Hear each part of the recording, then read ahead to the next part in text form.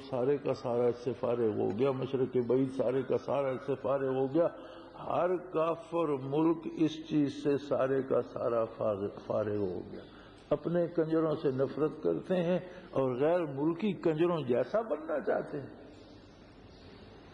جو ملک میں کنجر ہیں ان سے ہم نفرت کرتے ہیں، اور جو روئے زمین پہ بے آبرو لوگ ہیں ان جیسا ہم بننا چاہتے ہیں۔ یہ فلسفہ میری سمجھ میں تو نہیں آتا کہ کیا عجیب سوچ ہے۔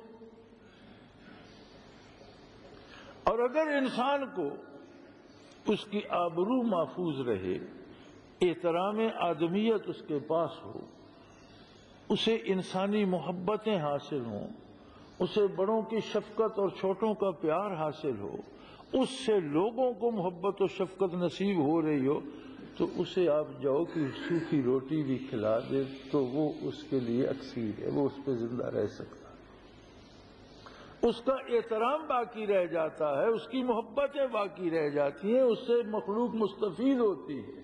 اب کیا فائدہ ان بہترین کھانوں کا جو انسان سے اس کی انسانیت چھین لے۔ تو ان ایجادات نے دیا کیا انسانیت کو؟ ایجادات نے یہ دیا کہ قیام امن کے لیے اپنے سے کمزور ملکوں کو تباہ کر دو، عورتوں، معصوم بچوں، بوڑھوں کو درگزر نہ کرو، آبادیاں کی آبادیاں تہس نہس کر دو۔ یہی دیا نا مغرب کو۔ بہت بڑا جمہوری ملک برطانیہ اور جمہوریت کا اس عہد کا امام امریکہ کیا کر رہے ہیں؟ ہوگی کوئی القاعدہ، ہم نہیں جانتے تھی یا نہیں تھی، امریکہ سے ہم نے تو اس کا نام سنا، اس سے پہلے نہیں جانتے تھے، لیکن کیا جتنے افغانستان میں عورتیں بچے بوڑھے مارے گئے یہ سارے القاعدہ کے ممبر تھے؟ جتنی عراق میں تباہی ہو رہی ہے یہ سارے صدام حسین ہی مر رہے ہیں؟ جو کچھ الجزائر میں، فلسطین میں، کشمیر میں ہو رہا ہے یہ سارے القاعدہ ہی ہیں۔ تو ان ایجادات نے انسان سے انسانیت چھین کر اسے وحشی، بھیڑیا اور درندہ بنا دیا، طاقت کے نشے میں چور مست ہاتھی کی طرح ہر چیز کو مسلتا اور رونتا چلا جا رہا ہے۔ ایجادات کے خلاف میں بات نہیں کر رہا، بات ایجادات کے استعمال کی کر رہا ہوں کہ اگر سائنس قرآن کے تابع رکھ کر قرآن کو ماننے والے اس میں ترقی کرتے تو یہی سائنس انسانیت کی خدمت کر رہی ہے، اور جب یہ لاٹھی اندھوں کے ہاتھ میں آئی تو ہر ایک کا سر پھوڑ رہی ہے۔ جنہیں قرآن اندھا کہتا ہے، مسلمان کی کمزوری یہ ہے کہ اس نے قرآن کو ماننے کا نعرہ لگا کر بس فارغ ہو گیا، اب اس کا خیال ہے کہ یہ مولوی اور پیر صاحب کا مسئلہ ہے، وہ جانے اسلام جانے۔ ہم سفر پہ جاتے ہیں، دو بریف کیس اٹھائے ہوئے ہیں، ایک اپنا ہے، ایک والد بزرگوار ساتھ ہیں ان کا ہے۔ اب ہمیں نہیں پتا بابا جی نے اس میں کیا رکھا ہے، کتنے جوڑے کپڑے رکھے ہیں، پیسے رکھے ہیں، کوئی انگوٹھی رکھی ہے، کیا کنگھی شیشہ رکھا ہے، دوائی رکھی ہے، کیا رکھا ہے نہیں پتا، نہ کھول کے دیکھا، اپنے کا پتا ہے۔ اب وہ پوچھتا ہے اس میں کیا کیا، ہم ایک ایک چیز گن دیتے ہیں، چونکہ یہ ہماری ہے، بلکہ ہمارا ہے، ہمیں پتا ہے اس میں یہ چیز ہے۔ یہ جو بزرگوں کا ہے وہ کہتے ہیں جی بس وہ بابا جی آ جائیں تو بتائیں گے، میں نہیں بتا سکتا۔ ہم قرآن کے ساتھ یہی کھیل کھیل رہے ہیں۔ قرآن میں کیا ہے جی، مولوی صاحب کو پتا ہوگا، پیر صاحب کو پتا ہوگا، کیا قرآن میرا آپ کا نہیں؟ ہمیں کیوں پتا نہیں؟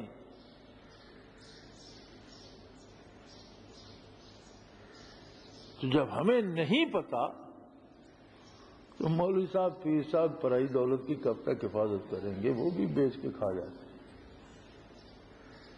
کیوں مولوی بک جاتا ہے؟ کیوں پیر صاحب بک جاتے ہیں؟ کسی سیٹ پر، کسی گدی پر، کسی انعام پر، کسی وزارت پر، کسی سفارت پر کیوں بک جاتے ہیں؟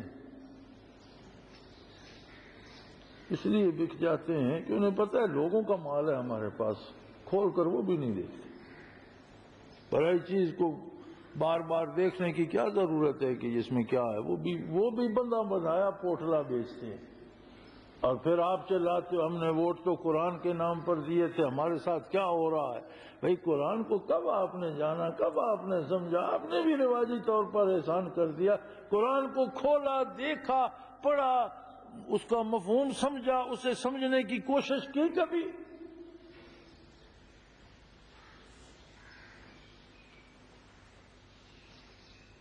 تو اللہ کریم فرماتے ہیں نصیحت تو ہے لیکن صاحب دانش کے لیے، اور صاحب دانش کون ہے؟ دیکھو کتنی خوبصورت بات کہی۔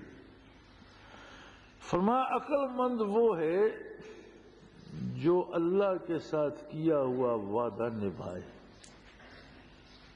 جب قرآن کو مانا تو ہم نے کہا لا الہ الا اللہ، ہو گیا نا وعدہ۔ اب گردن کٹ جائے لیکن اللہ کے علاوہ کسی کے سامنے جھکے نہیں۔ جھکے تو اللہ کی بارگاہ میں کہ ہم نے اسے الہ اور معبود مانا ہے۔ اب لقمے لقمے کے لیے اگر سجدہ ریز ہوتا رہے تو اس نے تو وعدہ توڑ دیا۔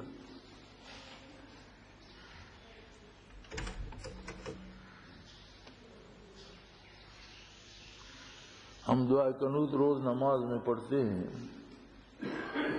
باوضو کھڑے ہوئے نماز میں، دوبارہ تکبیر کہتے ہیں، دعائے قنوت شروع کر دیتے ہیں، وَنَخْلَعُ وَنَتْرُكُ مِن يَفْجُرُكَ، یا اللہ جو تیری نافرمانی کرتے ہم اس سے بالکل لا تعلق ہو، نخلع و نترک، اس سے الگ ہو گئے، اسے چھوڑ دیا۔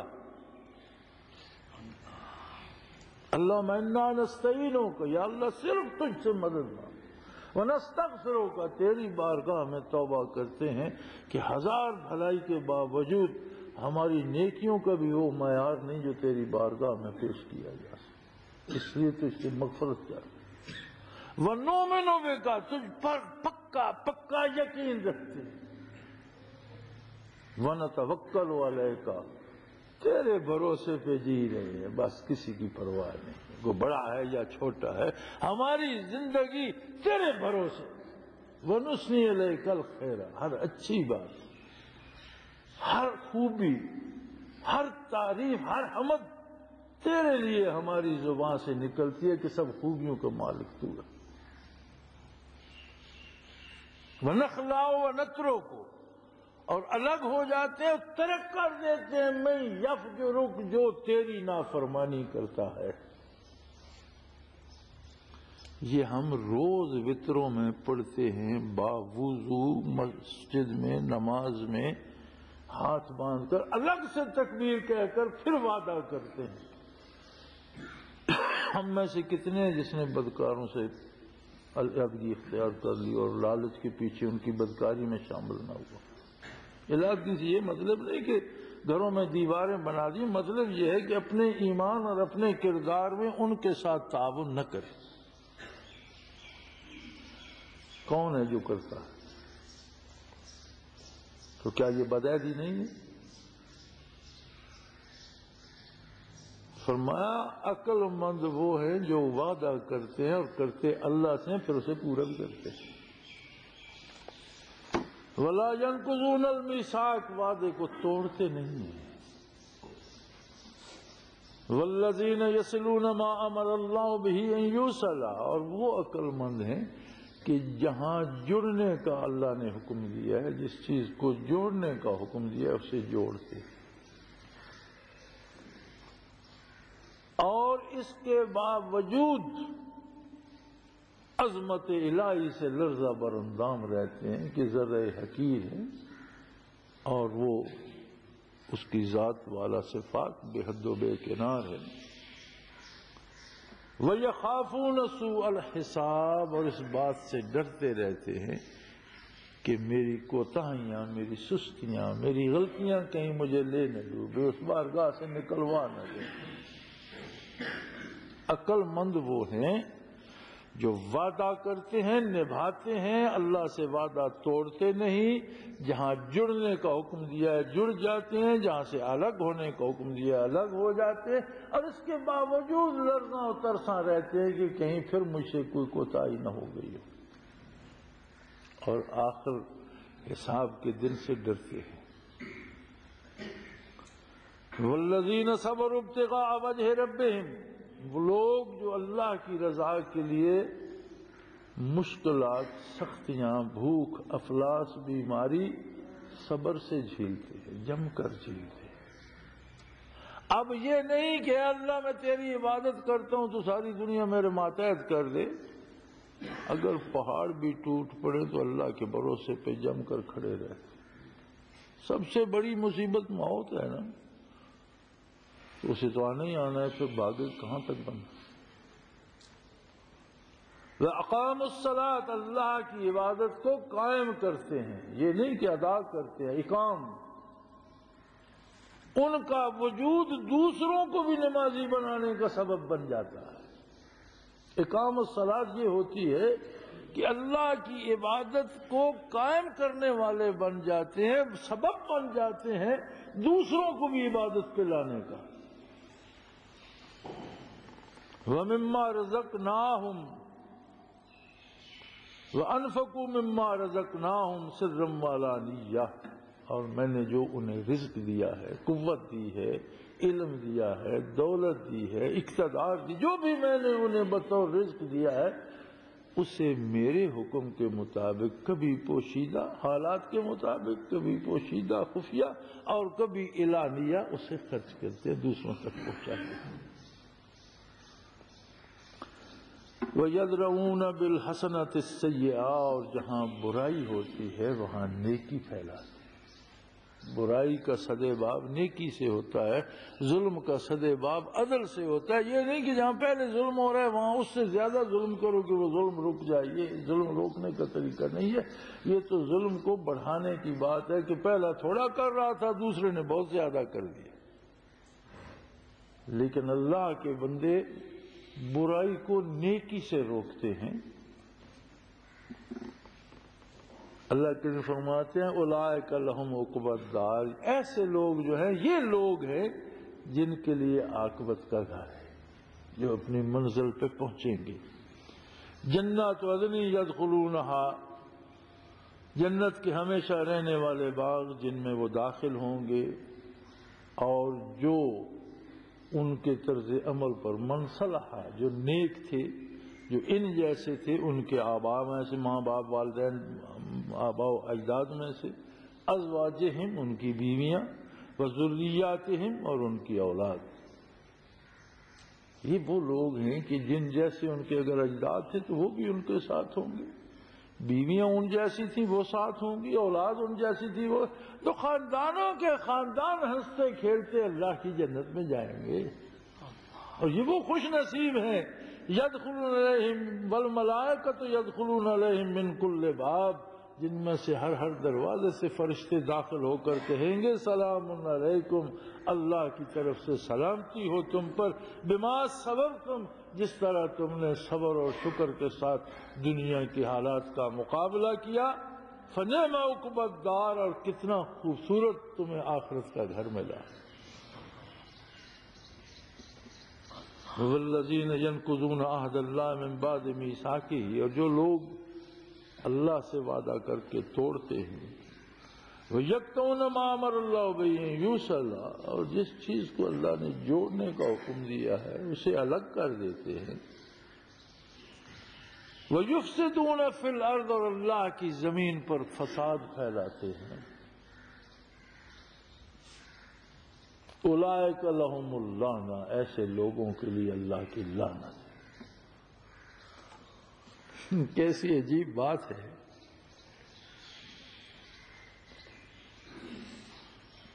کہ جو لوگ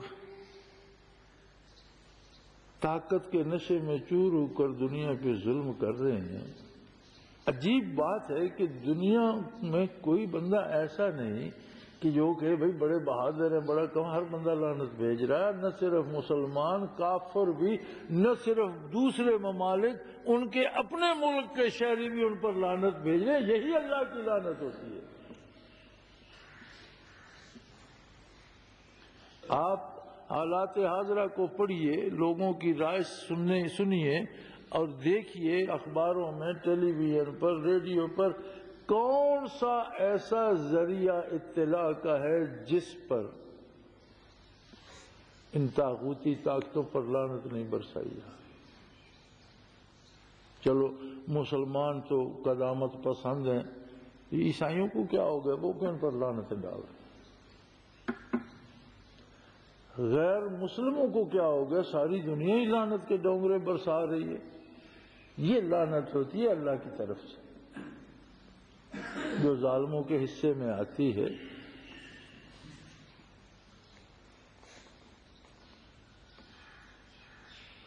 وَلَهُمْ سُوءُ الدَّارِ، اس لعنت کے اثرات یہ ہیں کہ ان کی اپنی زندگی ویران ہو جاتی ہے، نہ آبرو رہتی ہے، نہ عزت، نہ احترام۔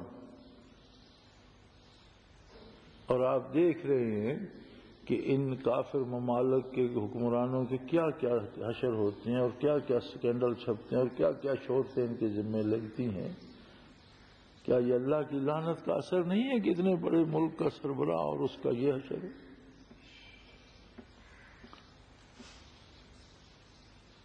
اور پھر فرمایا یہ تو دنیا میں ہے کہ ان سے امن کی نیند گئی، دل کا چین گیا، دنیا کی لعنت اور بیزاری ان پر، ہر شخص انہیں برا کہتا ہے، برے بھی انہیں برا کہتے ہیں۔ اور یہ تو ایک معمولی بات ہے، جب آنکھ بند ہوگی تب آنکھ کھلے گی۔ جب زندگی سے اگلی منزل میں داخل ہوں گے تو انہیں پتہ چلے گا کہ اس برائی کا انجام کتنا سخت ہے۔ اللہ کا ایک اپنا نظام ہے۔ اللہ یبسط الرزق لمن یشاء ویقدر، وہ قادر ہے، کسی کو رزق زیادہ دے دیتا ہے، کسی کو تھوڑا دے دیتا ہے، اس کا اپنا ایک اہتمام ہے اور وہ خود خوب جانتا ہے۔ لیکن یہ وہ لوگ ہیں فرحوا بالحیات الدنیا، یہ دنیاوی غلبہ، یہ دنیاوی زندگی کی نعمتیں یا عارضی اور وقتی دولت پا کر پھولے نہیں سماتے، اور انہیں یہ سمجھ ہی نہیں ہے کہ مل حیات الدنیا فی الآخرۃ الا متاع، دنیا کی آخرت کے مقابلے میں کوئی حیثیت نہیں، نہ ہونے کے برابر ہے۔ زندگی تو آخرت کی زندگی ہے، نعمتیں اخروی نعمتیں ہیں جو ابدی ہیں، دائمی ہیں۔ دنیا میں چند روز اگر کسی نے دولت مند ہو کر جی لیا تو کون سا تیر مار لیا۔ لہذا ایمان کامل نصیب ہو تو نہ مصیبتیں اس راہ سے ہٹا سکتی ہیں اور نہ دولت کا لالچ، اور یہ نصیب ہوتا ہے قرآن حکیم کو سمجھنے سے، شعور کے ساتھ پڑھنے سے، اس کے مفاہیم میں اترنے سے، اور پھر اسے حرز جاں بنانے سے اور اپنی بھرپور کوشش کرنے سے کہ اس پر عمل کر سکوں۔ اللہ کریم ہماری کوتاہیوں سے درگزر فرما کر ہمیں قرآن کریم کو سمجھنے اور اس پر عمل کی توفیق عطا فرمائے۔ وآخر دعوانا الحمدللہ رب العالمین۔